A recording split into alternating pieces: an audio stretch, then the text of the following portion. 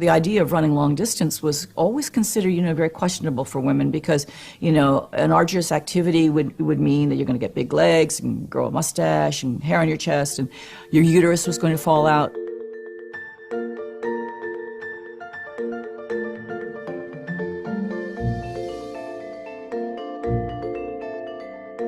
So I filled out the entry form. I signed my name with my initials. I signed K.V. Switzer. And when I signed it that way, obviously, when the form went in, they couldn't tell it from a guy's. The world's most famous foot race even attracts a leggy lady, Kay Switzer of Syracuse. So there we were with my coach, Arnie Briggs, and my boyfriend, an All-American football player, Tom Miller. When other runners would come by, they would say, "Oh, it's a girl!" And they were so excited. And Arnie was saying, "Yep, I've trained her."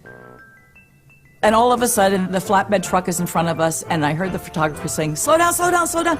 And they're taking pictures of us.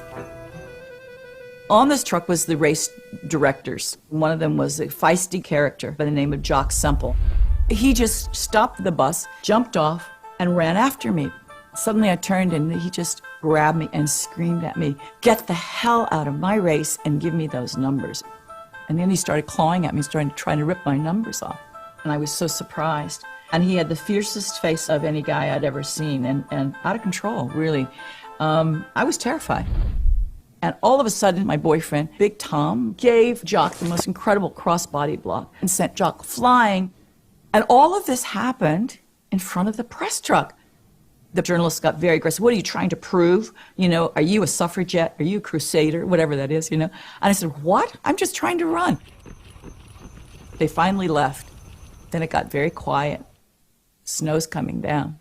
Nobody's saying anything. And I turned to Arnie and I said, "Arnie, I've gotten you into a lot of mess here, I guess."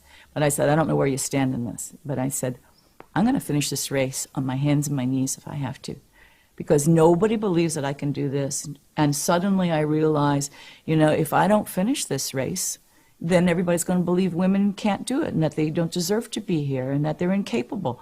I've got to finish this race. I finished in 4 hours, 20 minutes. That race changed my life. It wasn't until about midnight when we were driving back from Boston to Syracuse University and we stopped on the thruway to get an ice cream and some coffee, did we see the newspapers and the covered front and back of all the different editions with the pictures. I realized that now this was very, very important, and was going to change my life, and it was probably going to change women's sports.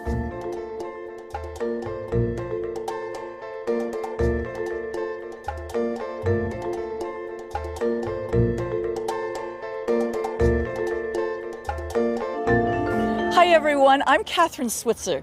I was the first woman to officially run the Boston Marathon. That was back in 1967, a long time ago. And now, this bib number, 261, has come to mean fearless in the face of adversity. Women everywhere understand what running does for them. It gives them a sense of empowerment and self-esteem and freedom and fearlessness. And I am very excited to talk about a new event, the 261 Women's Marathon. It's going to be in Mallorca in the spring of 2014. We want to have you there. We want you to share in the excitement and joy and the fearlessness.